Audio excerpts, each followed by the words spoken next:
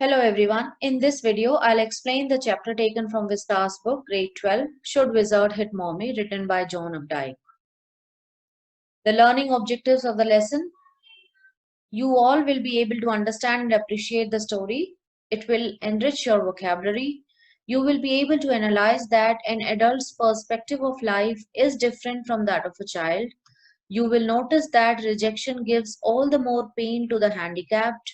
You will learn that acceptance inspires and gives people a normal life. This is the main objective of the lesson.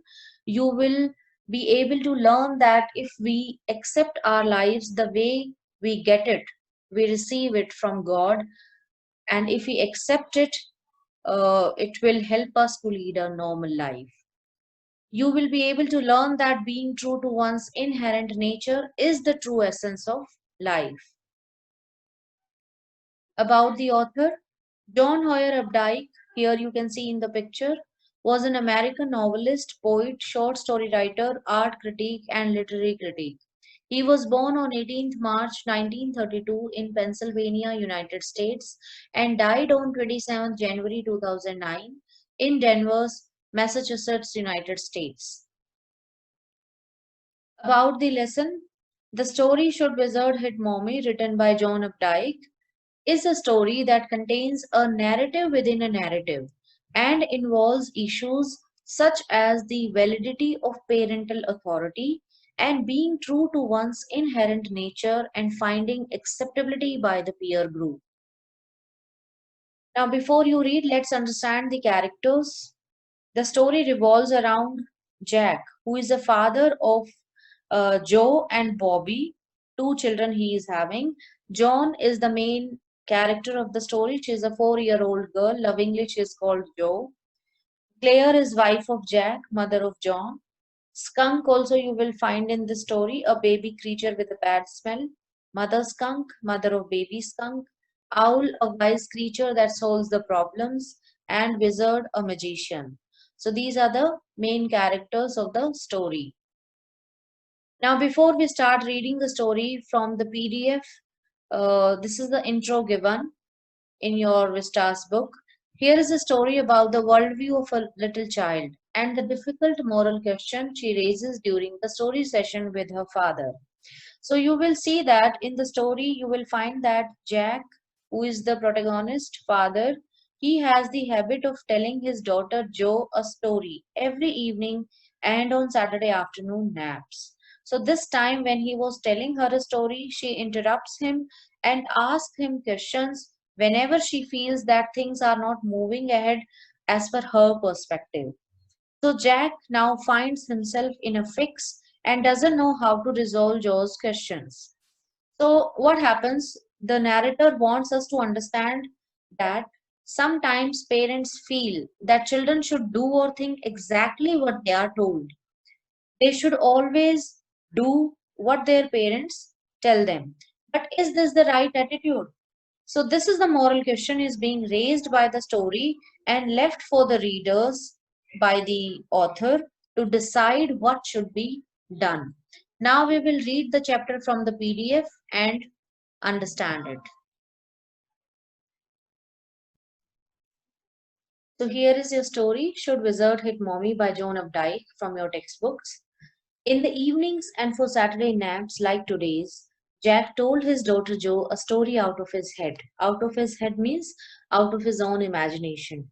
This custom began when she was 2, was itself now nearly 2 years old, and his head felt empty. Each new story was a slight variation of a basic tale, a small creature, usually named Roger, Roger Fish, Roger Squirrel, Roger Chipmunk, had some problem and went with it to the wise old owl. The owl told him to go to the wizard, and the wizard performed a magic spell that solved the problem, demanding in payment a number of pennies greater than the number that Roger creature had, but in the same breath, directing the animal to a place where the extra pennies could be found. Then Roger was so happy he played many games with other creatures and went home to his mother just in time to hear the train whistle that brought his daddy home from Boston. So, in this first paragraph, we notice that the story starts with the daily routine. that Jack, the protagonist of the story, had been following for 2 years with his daughter, the story session. So his daughter was 2 years old when the tradition of story session started, and today she was 4 years old. So the tradition was that the protagonist Jack, would tell Joe a story out of his mind every day, out of his own imagination every day, and before going to bed, and also on Saturday afternoon during her nap time. So now the issue was that it had been so long that he had been telling her stories that he did not have any good ideas left with him. His mind, his head felt empty, means he was left with no more ideas. So even Joe did not sleep during the story sessions anymore. So every day when he used to tell her a story, the basic plot of the story used to be the same, revolving around one creature named Roger. So an animal who used to change every day. Sometimes it would be fish, sometimes chipmunk, sometimes squirrel. So animals would change, but the name remained same.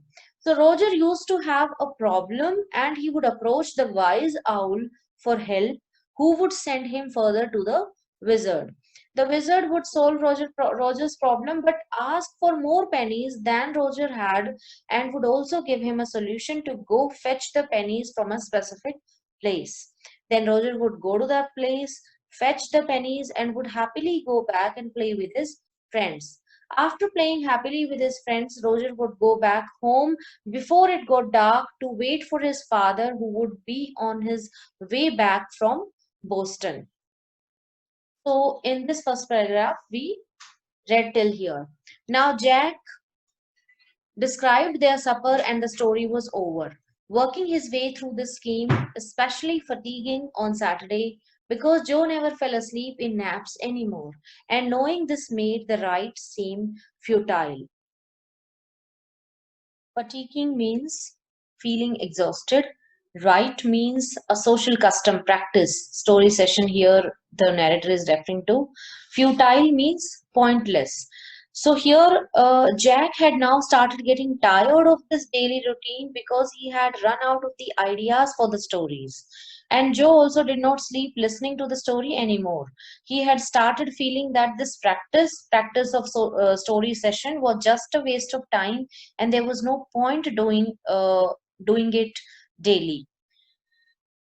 The little girl, not so little anymore, the bumps her feet made under the covers were halfway down the bed, their big double bed that they let her be in for naps and when she was sick. So here, Jack is noticing that Joe has started growing big. The little girl, Joe, who was not so little anymore. So she was not little anymore. The bumps her feet.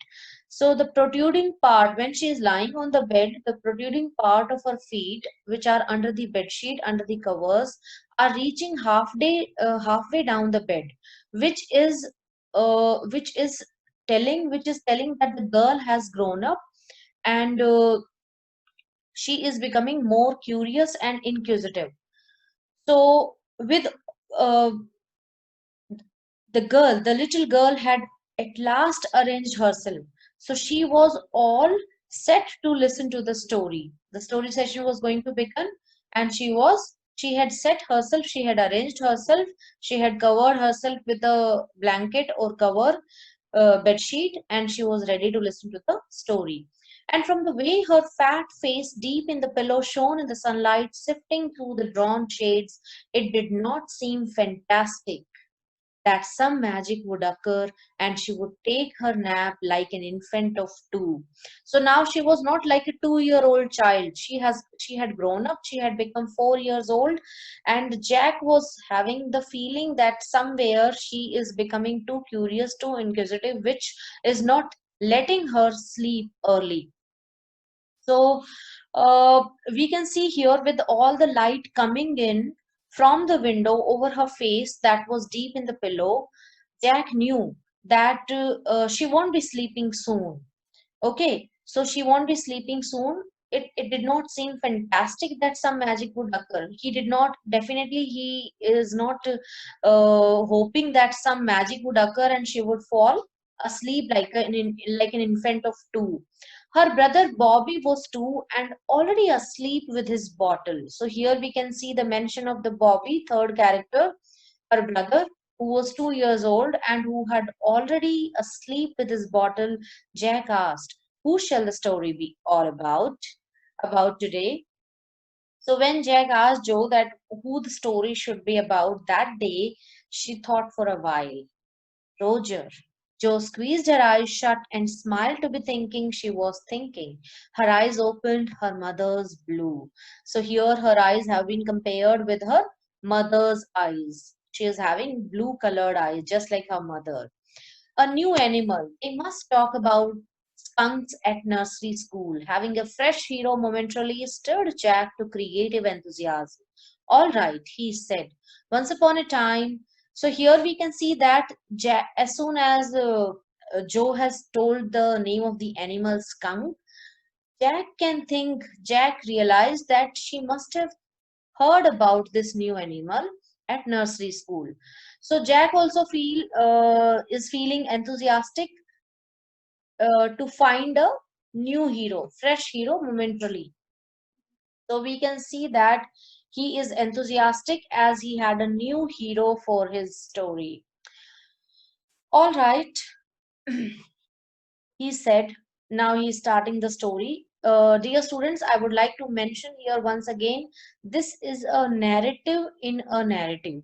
So you will see that suddenly we have switched to the story which is told by Jack, and suddenly we will reading the lines which will be the conversation between Jack and Joe. So you need to be very careful while reading this chapter. So here he is starting the story. Once upon a time, in the deep dark woods, there was a little creature by the name of Roger Skunk, and he smelled very bad. Yes, Joe said. He smelled so bad that none of the other little woodland creatures would play with him. Joe looked at him solemnly. Now, before we go ahead with this story, I will mention here skunk. Skunk is an animal which looks like a small cat and which emits a foul smell, especially in order to escape from a danger. So here we can see that Jack has started narrating a story about an animal, Roger Skunk, and he is telling that he would smell very bad. And she is also aware, she must have learned at her nursery school that yes, skunks do smell very bad. So he smelled so bad that none of the other little woodland creatures would play with him. Joe looked at him solemnly. So seriously, solemnly means seriously. She's looking at him in with a serious look. She hadn't foreseen this. Now she was not aware of that he smelled so bad that even his friends did not play with him. Whenever he would go out to play, Jack continued with jest, remembering certain humiliations of his own childhood. So here you need to understand that the narrator is recollecting about certain humiliations that he had faced during his childhood for being foul smelling. So he can relate to that. He is recollecting and continuing with the story. So Jack continued with just remembering certain humiliations of his own childhood. All of the other tiny animals would cry, "Ah, oh, here comes Roger Stinky Skunk," and they would run away. And Roger Skunk would stand there all alone, and two little round tears would fall from his eyes.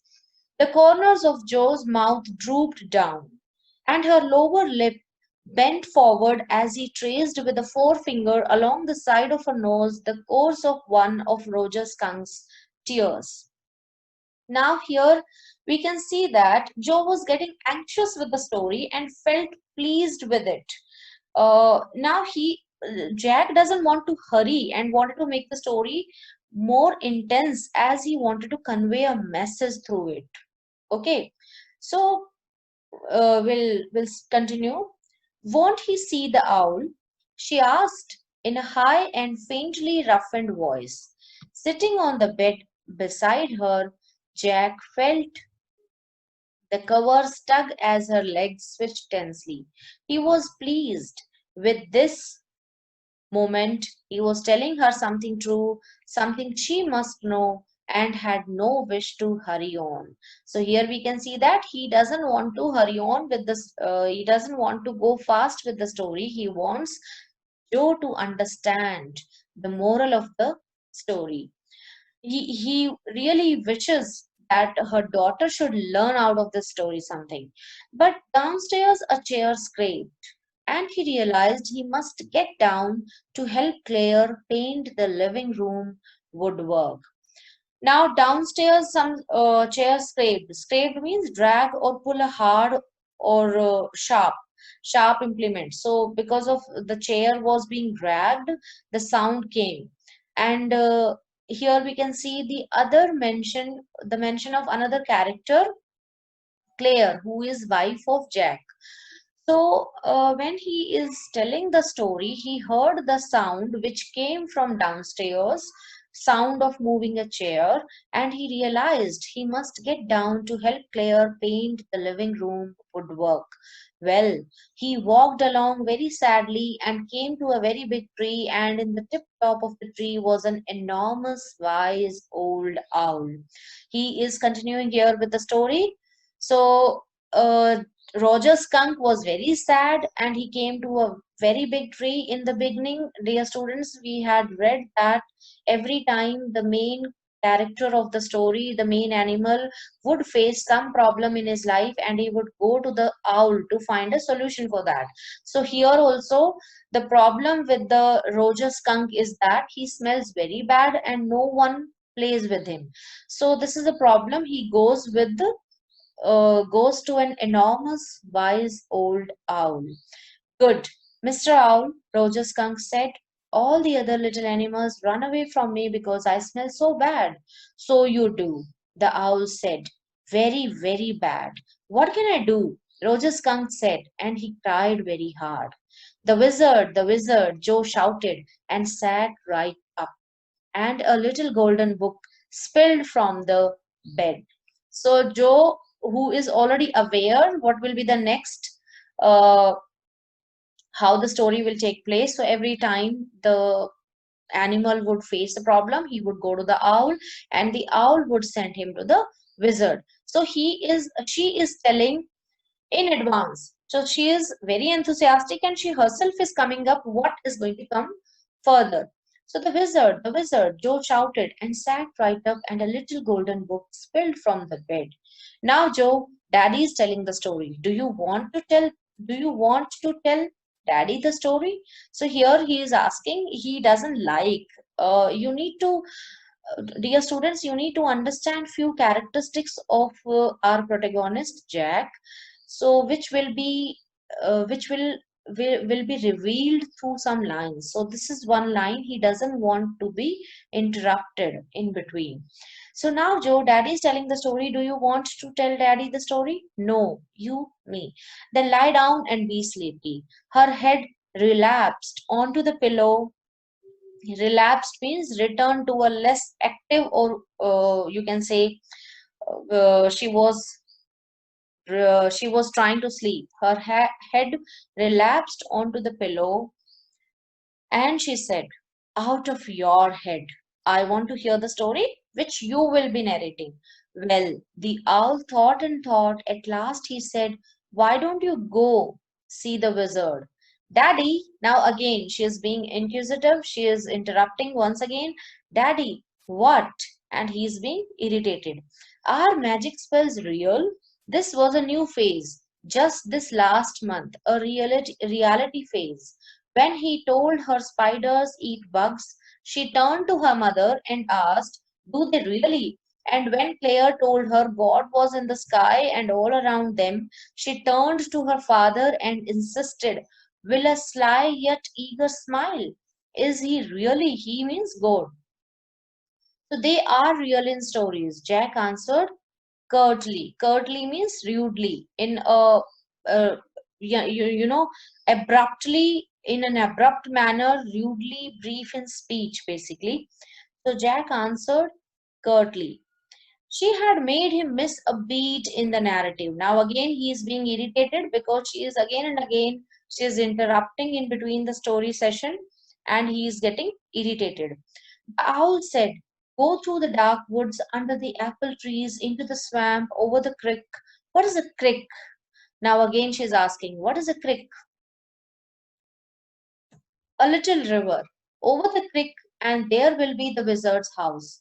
And that's the way Roger Skunk went. And pretty soon he came to a little white house, and he rapped on the door. Jack rapped on the windowsill, and under the cover, Joe's tall figure clenched in an infantile thrill. Now, you need to understand these highlighted red colored words. Infantile means childish, infant. It has come from infant. So she was clenched. She closed herself into a tight ball, like just like an infant. So Jaws' tall figure clenched in an infantile thrill. So she was thrilled to hear, to make the sound effect of how the skunk knocked the door. Jack knocked on the windowsill, and that is why Joe was thrilled. So Jack continued his story, and then a tiny little old man came out with a long white beard and a pointed blue hat and said, "Ah, what's it? What you want? You smell awful." The wizard's voice was one of Jack's own favorite effects. He did it by scrunching up his face and somehow whining through his eyes, which felt for the interval. Now, the red highlighted words, scrunching. Scrunching means making it twisted. This part, especially this part, giving out the sound just like wizard, was the favorite part for Jack. Okay, so the wizard's voice was one of Jack's own favorite effects. He did it by scrunching up his face and somehow whining through his eyes, which felt for the interval. He felt being an old man suited him. "I know it," Roger Skunk said, "and all the little animals ran away from me. The enormous wise owl said you could help me." "Ah, well, maybe. Come on in. Don't get too close." Now inside Joe, there were all these magic things, all jumbled together in a big dusty heap, because the wizard did not have any cleaning lady. Why? Now she is again interrupting. Why? Why? Because he was a wizard and a very old man. Will he die? No, wizards don't die. Well, he rummaged. Rummaged means to search. Well, he rummaged around and found an old stick called a magic wand and asked Roger Skunk what he wanted to smell like. Roger thought and said, "Roses." "Yes, good," Joe said smugly.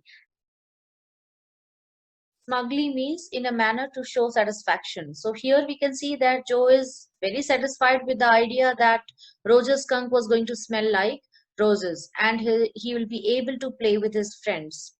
"Yes, good," Joe said smugly. Jack fixed her with a trance-like gaze and chanted in the wizard's elderly, irritable voice. So here in the next lines, Jack is going to imitate, he is going to chant few lines just in the same way like the wizards would do.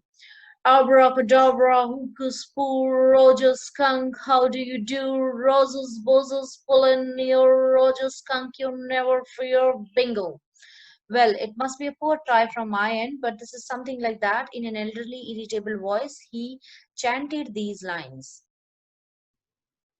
He paused as a rapt expression widened out from his daughter's nostrils, forcing her eyebrows up and her lower lip down in a wide, noiseless grin, an expression in which Jack was startled to recognize his wife feigning pleasure at cocktail parties.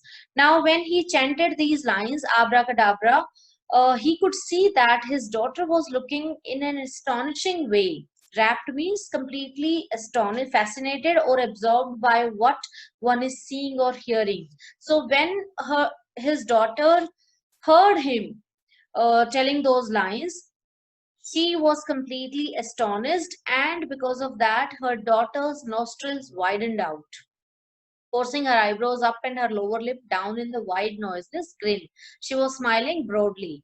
Now, this expression he is comparing with that of the expression of his wife. So, whenever his wife would attend any cocktail party, she pretended to be enjoying it. And in that pretense, she made such a face.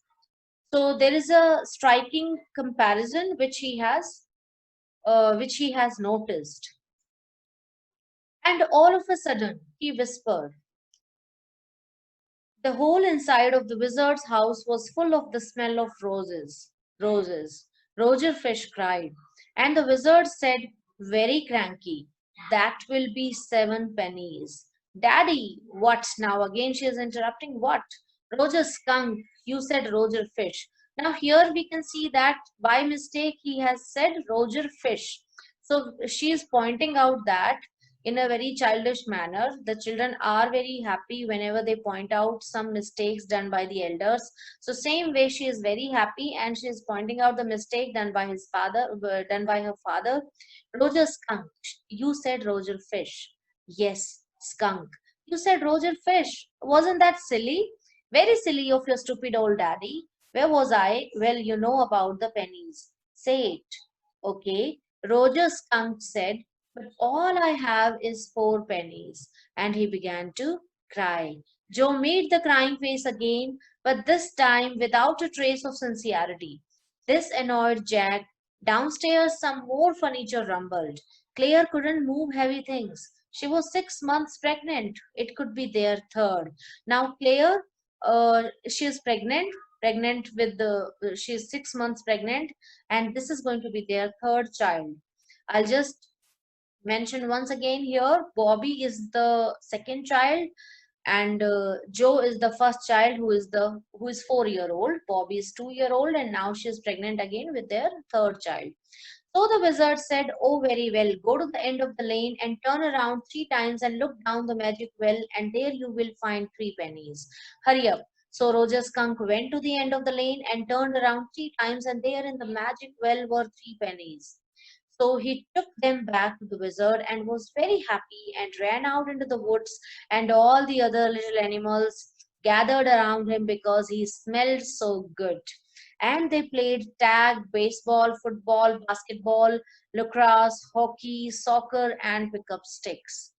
What's pick-up sticks? It's a game you play with sticks, like the wizard's magic wand, kind of. And they played games and laughed all afternoon, and then it began to get dark, and they all ran home to their mommies. Joe was staring. Joe was starting to fuss with her hands and look out of the window at the crack of day that showed under the shade. She thought the story was all over. Jack didn't like the women when they took anything for granted. He liked them apprehensive, hanging on to his words. Now, Joe, are you listening? So here in these lines, we can see that Joe had started getting bored in the story and she was preferring to looking outside the window. She had started making excessive movements with her hands. On the other hand, Jack did not like women when they took anything for granted. So here he is indicating towards his wife, who, in spite of being pregnant, was taking the things for granted and who was not following his instructions. So he liked women being apprehensive. He liked women who would hang on his words. So here his chauvinistic attitude is being revealed, where he wishes the women, where he expects the women to, to hang on to his words. Just like, so at this moment, he wants Joe also to be attentive. Now, Joe, are you listening? Yes, because this is very interesting. Roger Skunk's mommy said, what's that awful smell? What? And Roger Skunk said, it's me, mommy. I smell like roses. And she said, who made you smell like that? And he said, the wizard. And she said, well, of all the nerve. Well, of all the nerve is an idiom which means stupid fellow. So here mom is referring to the wizard. She is calling the wizard a stupid fellow who doesn't know who had changed her son smelling like roses. So she is not happy with the idea. She calls him an idiot. You come with me and we are going right back to that very awful wizard. Joe sat up. Now Joe got excited, her hands dabbling in the air with genuine fright. But Daddy, then then he said about the other little animals run away. Her hands skittered off into the underbrush. So here we see that Joe was expanding her arms, dabbling in. She started moving her arms into the air, and she started expanding her arms to show her father that the animals run away. So they will not play with him if he starts smelling bad once again, all his friends will run away. So she did it so quickly that her hands reached most probably nearby an underbrush. Underbrush means a small vegetation shrub kind of thing which was put in the pot maybe. So her hands got expanded, and it hit the woody plant which was kept nearby. All right, he said, but mommy, all the other little animals run away. And she said, I don't care. You smelled the way a little skunk should have. Here, point to be noted, you smelled the way a little skunk should have. So, the way skunk is uh, created by God, he should accept the reality. So you smelled the way a little skunk should have, and I'm going to take you right back to that wizard. And she took an umbrella and went back with Rose's skunk and hit that wizard right over the head. No, Joe said, but Joe is not happy with this kind of ending. So her perspective is different, and put her hand out to touch his lips. So she wanted Jack to stop this kind of, to stop saying this story. She wanted some other kind of ending. Yet, even in her agitation, did not quite dare to stop the source of truth. But even though she was agitated, she was tensed, worried. She wanted him to stop the story, the way the story was taking turn. Still, she did not dare to stop the source of truth. So she did not dare to tell him straight away, her father. Inspiration came to her now, but she is expecting a different kind of ending in the story. So she is saying, so mommy got wisdom, maybe mommy realized, then the wizard hit her on the head and did not change that little skunk back. So this is the kind of ending she is expecting for the story. No, he said. The wizard said, okay, and Rose's skunk did not smell of roses anymore. So here we can see that wizard also accepted that mommy was right. He smelled very bad again. But the other little, so she is still not convinced with the ending. John, it's Daddy's story. Shall Daddy not tell you any more stories? Her broad face looked at him through sifted light, astounded.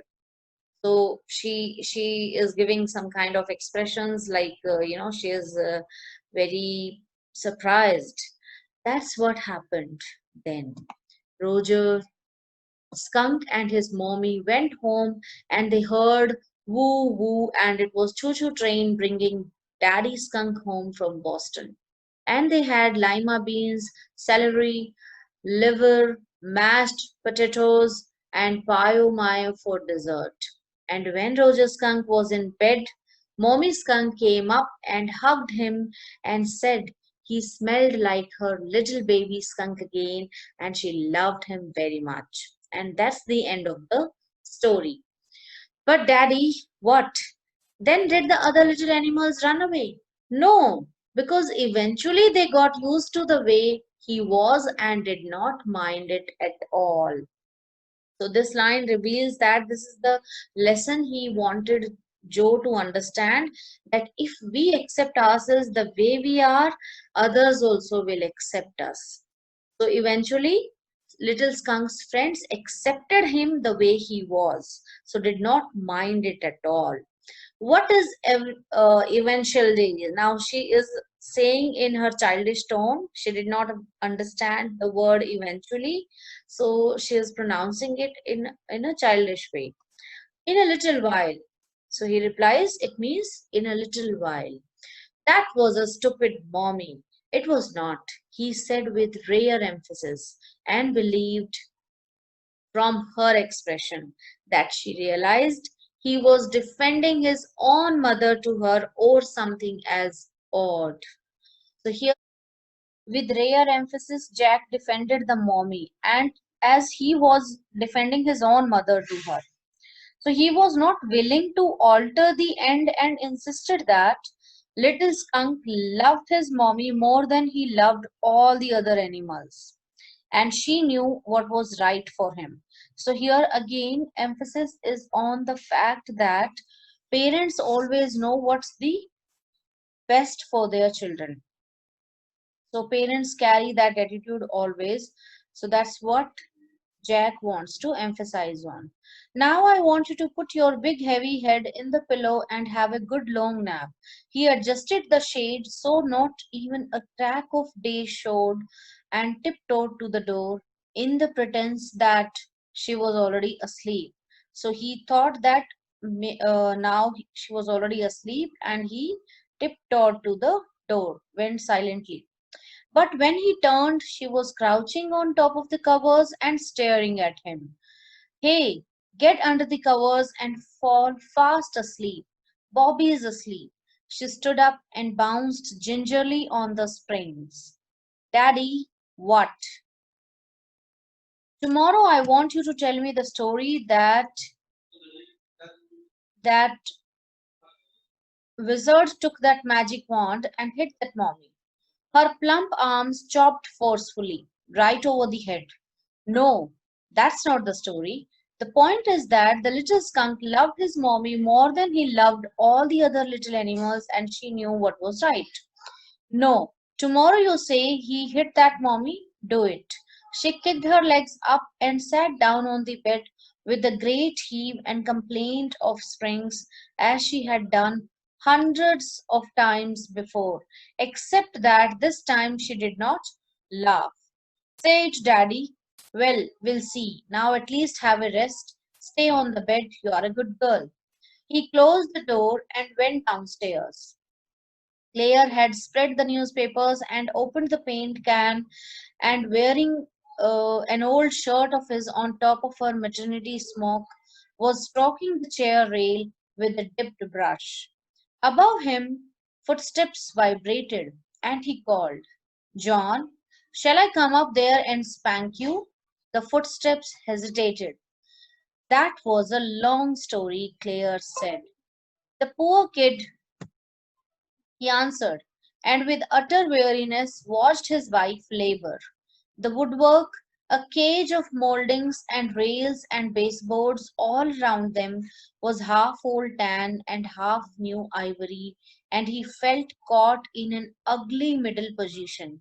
And though he as well felt his wife's presence in the cage with him, he did not want to speak with her, work with her, touch her, anything. So here we need to see that. So in the last lines of the chapter, we can see that Jack came downstairs to help his wife. He saw all the furniture laid around in a mess. Some of it was old, tanned, and while the other was new ivory. So this is used. This line, especially this line, was half old, tan, and half new ivory. This has been used as a metaphor. Now here he is trying to make a contrast between the old views, okay, where parents were considered equivalent to God and children had to agree to all their decisions, while the new furniture represented the liberty, freedom, and ability of the child to question his or her parents. So, this made Jack think about his old childhood days and how he was humiliated and he succumbed to whatever he was told. While on the other hand, at present scenario, the situation is completely different where his daughter is questioning him. She is becoming independent. His wife is also completely independent and strong. So this makes Jack feel this makes Jack, as if he is dejected, and he didn't want to talk or touch anyone, not even his wife. And what more we can interpret here, Jack feels, as if tired of his responsibilities. The difference of perspective makes him tired, and he wants to flee away from the cage of marriage in which he is stuck with his wife.